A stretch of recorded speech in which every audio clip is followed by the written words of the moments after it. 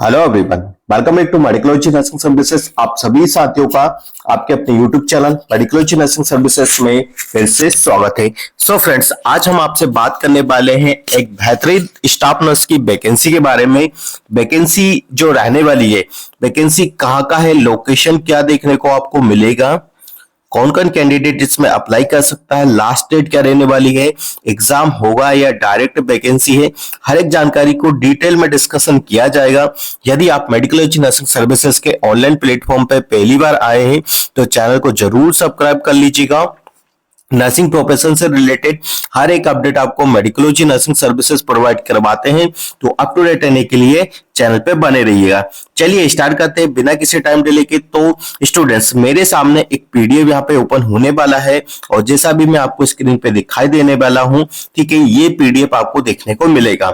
Government of Andhra Pradesh health medical and family welfare department office in the district medical and health officer Chittoor की तरफ से ये vacancy हमको देखने को मिलती है। ठीक है, तो ये जो वैकेंसी है आंध्र प्रदेश की तरफ से रहने वाली है। चलिए देखते हैं कि वैकेंसी में कौन कौन कैंडिडेट इसमें अप्लाई कर सकता है और कौन कौन नहीं कर सकता। सबसे पहले इन्होंने डेट यहाँ पे मेंशन कर दी है कि जो आपके एप्लीकेशन फॉर्म है, application are invited from 9/10/2025 to 22 October 2025 तक यहाँ पे अप्लाई किए जाएंगे। मतलब आपके पास लास्ट डेट कितना रहने वाला है, 22/10/2025 तक आप इसके फॉर्म को अप्लाई कर सकते हो।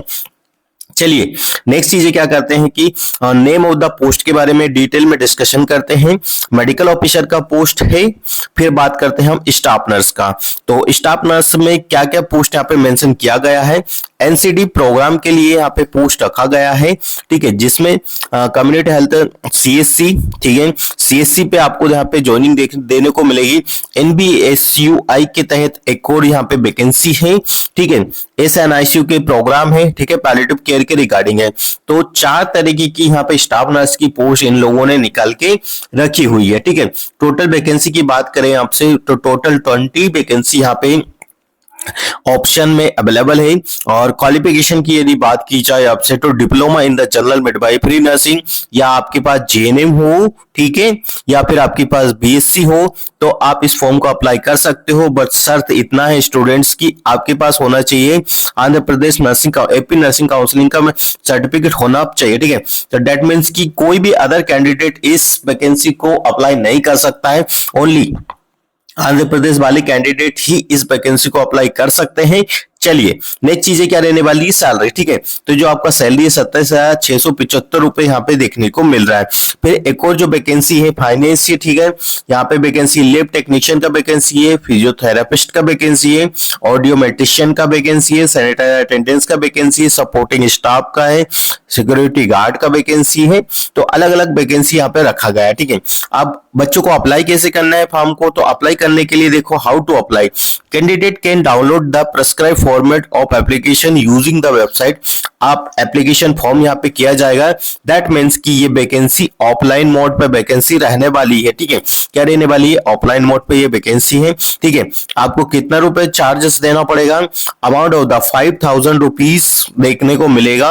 और आपको ये डीडी बनवाना है और किसके नाम पे बनवाना है, demand draft of favour district medical and health officer Chittoor from any nationalisation bank. ठीक, किसी भी बैंक से आप बनवा सकते हो, बट आपका जो नाम है वो इनके नाम पे होना चाहिए, district medical and health officer के नाम से ये डीडी जाएगा।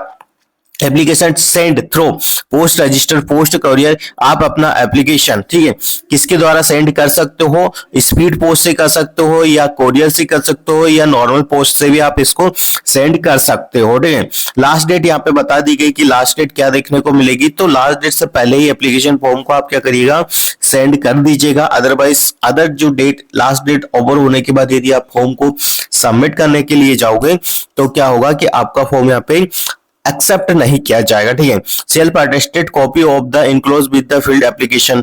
फील्ड एप्लीकेशन फॉर्म आपको यहाँ पे देना है, वो आपको देना है। एसएससी इक्विवेलेंट देना है, एग्जामिनेशन वाले सर्टिफिकेट देना है, प्रोविजनल सर्टिफिकेट आपको सारे देना है, बोर्ड आपको देना है 10th 12th का, SC ST का कास्ट सर्टिफिकेट आपको प्रोवाइड करवाना है। साथ ही साथ में जितने भी आपके पास रिलेवेटेड डॉक्यूमेंट्स हैं रिगार्डिंग टू एजुकेशन क्वालिफिकेशन या 10 to 12 वो सारे प्रोवाइड करवाना है, ठीक है। If attested copy, caste certificate, physically handicapped certificate, ये सारे यदि आप दे रहे हो तो ये सभी की आपको क्या करना पड़ेगा, वहां पे आपको प्रोवाइड करवाना पड़ेगा। सिलेक्शन प्रोसेस क्या, देखो applicant will be select based on the 100 points of which, ठीक है। Maximum of the 70% will be avoided for percentage of mark obtain in qualifying exam, ठीक है। जो भी क्वालिफाइंग एग्जाम में 70% मार्क्स आपसे वहीं से लिए जाएंगे, ठीक है। सीजीपीए और the grade point will be percentage on the marks, यहाँ पे उन्होंने मेंशन कर दिया गया है। तो इस प्रकार से यहाँ पे सिलेक्शन होगा, एग्जाम नहीं होगा, आपके ऑन एकेडमिक बेसिस पे यहाँ पे सिलेक्शन दिया जाने वाला है, ठीक है। तो ये ग्रेड 1 है, ग्रेड बी है, तो इस प्रकार से 70 to 80% आपको यहाँ पे देखने को मिल जाएगा। परसेंटाइल कॉन्ट्रैक्ट सर्विस पर, तो ये इस प्रकार के यदि आपने कोविड में काम किया है तो भी उसका बेनिफिट आपको मिलेगा। देखो एप्लीकेशन फॉर्म मेरे सामने निकल के आ गया है। एप्लीकेशन फॉर्म ये रहने वाला है, यहाँ पे आपको अपना फोटो अटैच करना है, रजिस्ट्रेशन नंबर है, एप्लीकेशन नंबर आपका मेंशन हो जाएगा, लेटर यहाँ पे लिखा जाएगा, आपका नाम लिखना, आधार कार्ड नंबर लिखना, मतलब हर एक डिटेल को यहाँ पे आपको कवर करके, ठीक है। और क्या करना है, नीचे सिग्नेचर करके और अपने हर एक डॉक्यूमेंट्स को अटेस्ट करके डिमांड ड्राफ्ट बनवा के क्या करना है, आपको कोरियर या स्पीड पोस्ट इसको सेंड कर देना है, ठीक है। इस प्रकार से आपका ये फॉर्म सबमिट हो जाएगा सक्सेसफुली। और ये जानकारी आपको कैसे लगी अपने फ्रेंड सर्कल में जरूर शेयर कर दीजिएगा। बहुत बेहतरीन सैलरी पैकेज के साथ देखने को मिलेगा और ये परमानेंट वैकेंसी आपको देखने को मिल जाएगी, ठीक है। अभी तो उन लोगों ने ओनली 1 ईयर का टेन्योर रखा है, बट आगे भी ये वैकेंसी इंक्रीज होती है। हम मिलेंगे नेक्स्ट वैकेंसी के साथ, जब तक बने रहिए आपके अपने YouTube channel medical nursing services पे। Thank you so much guys.